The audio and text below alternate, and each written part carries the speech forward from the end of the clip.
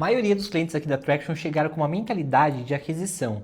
E não é por menos, né? A gente criou uma marca de 5 anos aí falando muito sobre mídia paga, falando muito sobre performance. O que você construiu até hoje com seus clientes serve muito de base, até o trocadilho com base aí, para você projetar o seu futuro, tá? O seu futuro não precisa depender apenas de novos clientes. Dá para construir muito com o que você já suou, já lutou e já investiu até aqui.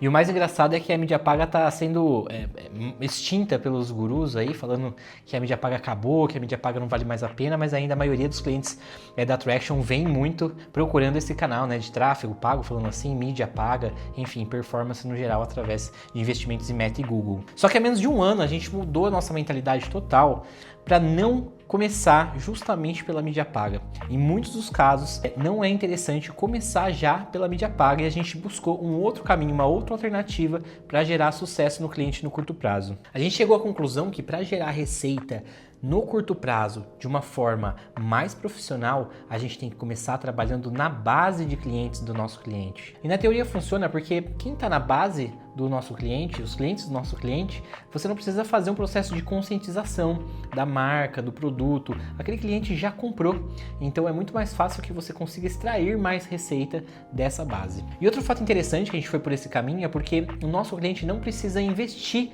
em mídia, porque assim, existe o trabalho profissional de um especialista fazendo o trabalho de performance, tanto no Meta quanto no Google, mas existe o investimento em mídia, que isso vai direto para o Meta e para o Google. Então o nosso cliente, ele precisa tanto investir na Traction, quanto investir em boletos aí de Meta e Google, o investimento acaba ficando mais robusto. Então quando a gente fala assim, cara, não vamos começar por aí, vamos começar por um caminho mais fácil aqui, onde a gente vai trabalhar a sua base, vai tentar extrair receita de quem já comprou de você, de quem já está no fundo do funil, assim, processo de conscientização, e assim, vai ser mais barato, porque você não vai precisar fazer investimentos aí de mídia e vai acabar ficando um custo-benefício bom e talvez um retorno de curto prazo melhor para você. Isso, claro, gente, estou falando aqui de PMS, até porque dependendo da maturidade da empresa, já existe um investimento agressivo de mídia paga, já existe um trabalho de base e a gente entra complementando profissionalmente tudo que está acontecendo dentro da empresa. Estou falando para PMS, pessoas que estão começando, pessoas ali que querem crescer, mas ainda não tem um faturamento robusto e o dinheiro é contadinho realmente para poder fazer qualquer ação de marketing, qualquer ação na internet. Tá, mas como gerar receita trabalhando a base? Existem 3 opções básicas, tá? A primeira delas é o upsell, a segunda delas é o cross-sell e a terceira delas é o resell. O que são essas 3 opções, né? O upsell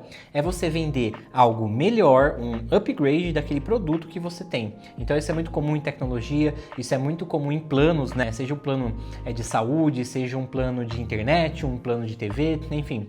Você vende algo que compõe um misto de produtos e de repente se você acrescentar R$100, R$200 ou R$1.000, você consegue compor esse pacote um pouco maior.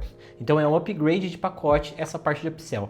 É muito comum que a empresa às vezes vende algo pequeno e tem uma jornada de marketing envolvendo marketing digital que vai fazendo esse cliente ter upgrade dentro do plano dele. O cross-sell é diferente, você vende não o aumento desse produto, e sim outro produto que você tem no seu leque dentro do seu catálogo de produtos. Esse produto foi uma porta de entrada e os outros produtos podem ser ali maiores geradores de receita dentro do mesmo cliente. E o resell é você vender o mesmo produto que você já vendeu mais de uma vez. E isso acontece dependendo do produto que você tem, né? Difere do plano, e sim, você pode estar vendendo algo físico, um produto mesmo, ou até um serviço que você pode vender mais de uma vez. E em marketês, é importante falar que essas 3 opções, elas tendem a aproveitar melhor o custo de aquisição do cliente que você tem, o CAC, ou seja, vender para o mesmo cliente, você já pagou por aquele cliente já está na sua base, então você otimiza esse custo de aquisição vendendo mais coisa e consequentemente você aumenta seu LTV,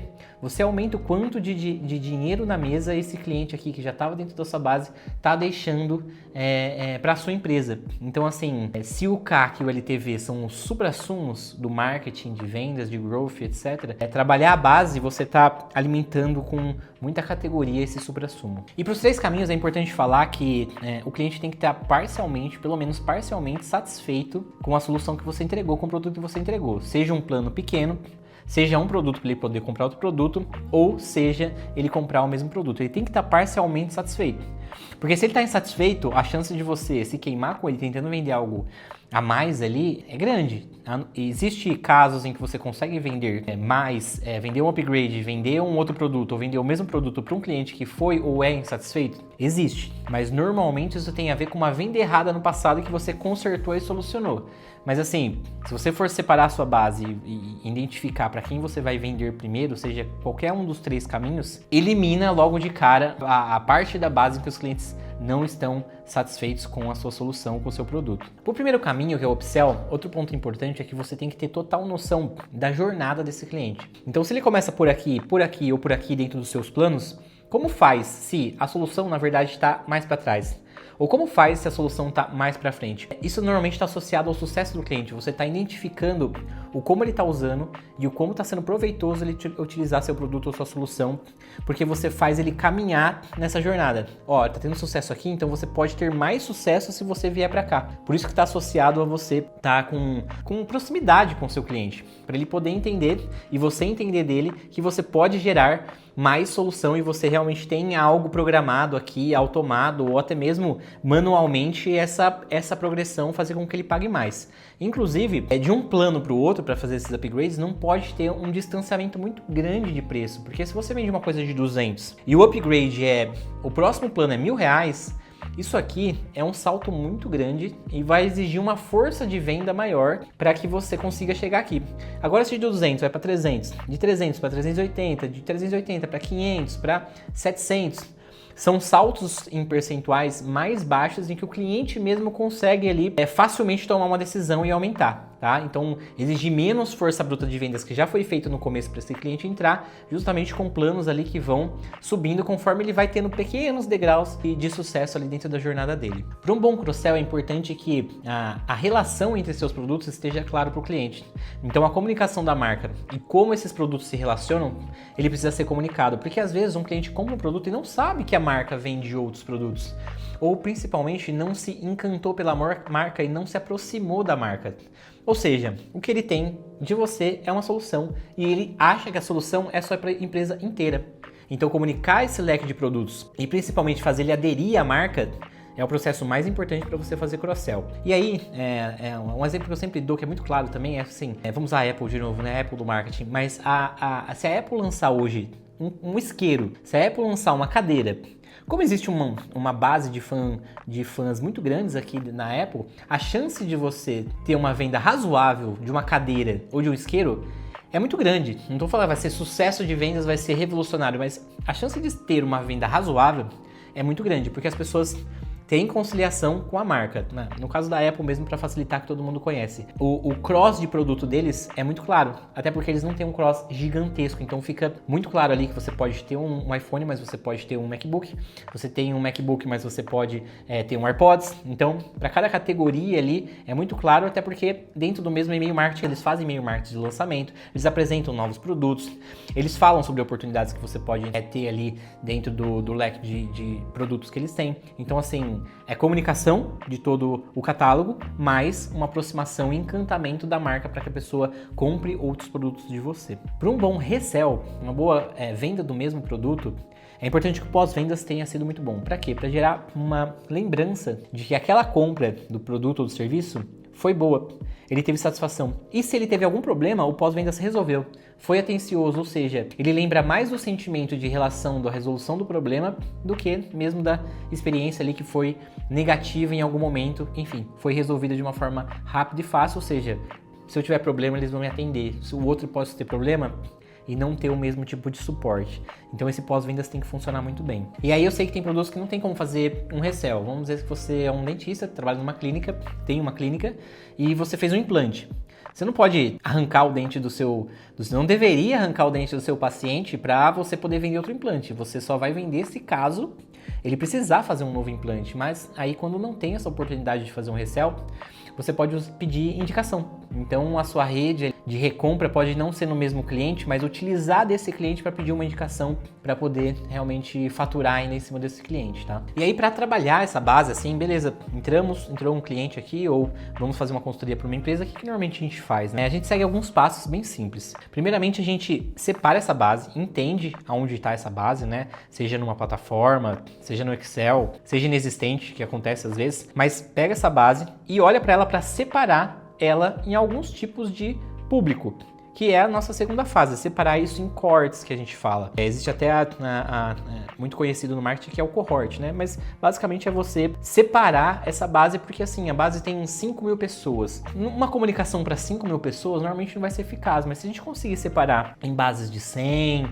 200, 300 pessoas, a gente consegue ser mais eficiente. E aí pode ser por produto comprado, por demografia, por geografia, pode ser a segmentação que fizer mais sentido para o seu negócio, mas é importante essa segmentação. Depois você tem que entender que existe prioridade. Você separou a base, tem 10 cohorts ali para você olhar. Olha primeiro para 2, porque se você tentar com os 10 de uma vez, a chance de você falhar no planejamento, na execução ou no próprio relatório para você entender se foi positivo ou não, é grande. Então, trabalha 1 ou 2. Na hora que você terminar de trabalhar 1 ou 2, você começa a trabalhar o terceiro, começa a trabalhar o quarto, às vezes pode até manter o primeiro e o segundo enquanto você está trabalhando o 3 e o 4, porque aqui está um pouco mais maduro, mas vai aos poucos. E, obviamente, dos 2 ou 1 que você separou ali, você precisa planejar para executar qual vai ser a comunicação, como você vai se comunicar, qual a estratégia, o que você espera, inclusive, de vendas daquela base, qual é o prognóstico, justamente para depois você medir em relatório qual foi o diagnóstico, né?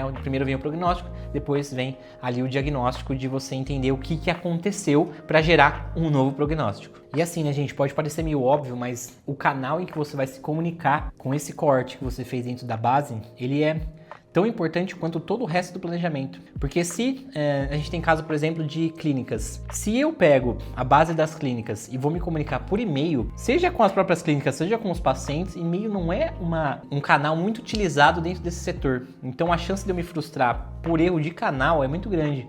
Então eu vou me comunicar pelo WhatsApp, que o WhatsApp é um canal muito mais utilizado. Por via de regra, Brasil, né, brasileiros, normalmente o WhatsApp vai ser um canal muito bom. Aonde ele não vai ser tão eficiente? Às vezes em vendas mais complexas, em vendas onde exige um corporativismo um pouco maior. O WhatsApp ele pode soar muito personalizado e até um pouco invasão de privacidade, assim, sabe? Então, como eu falo pra muita gente aqui, tome cuidado na escolha desse canal, porque você fala assim, o WhatsApp vai ser mais eficiente porque a pessoa olha o WhatsApp todo dia. Tá, mas qual é o sentimento que ela vai ter ao receber uma mensagem sua no WhatsApp? O e-mail pode ser mais falho, ninguém usa mais e-mail. Depende. Existem muitas empresas e muito corporativismo ainda que usa muito e-mail e principalmente o outbound, as prospecções de e-mail, mesmo para lista fria, ainda funcionam em alguns casos, se você fizer com bastante planejamento estratégico e noção de como fazer um bom outbound. Então assim, dentro de uma base de clientes, essa porcentagem de sucesso aumenta bastante. Então, enfim, o recado é, escolha muito bem o canal, que seu cliente vai se sentir à vontade de receber ali uma comunicação sua. E se você quiser entender um pouco mais sobre como explorar essa sua base de clientes aí, sem queimar cartucho, né, sem falar com seus clientes e acabar se queimando com eles, a Traction faz isso com 100 clientes ativos hoje, a gente já fez e já atendeu mais de 1.000 clientes, então assim, a gente tem uma certa experiência. Vou fazer o jabazinho aqui, se você quiser entrar em contato, seja por direct, nosso Instagram, nosso WhatsApp, a gente tem um monte de canal, nosso site aí, para você poder entrar em contato com a gente, vai ser obviamente um prazer ajudar. E um recado final é, o que você construiu até hoje com seus clientes, serve muito de base, até o trocadilho com base aí, para você projetar o seu futuro, tá? O seu futuro não precisa depender apenas de novos clientes. Dá para construir muito com o que você já suou, já lutou e já investiu até aqui. Espero ter ajudado e até o próximo vídeo.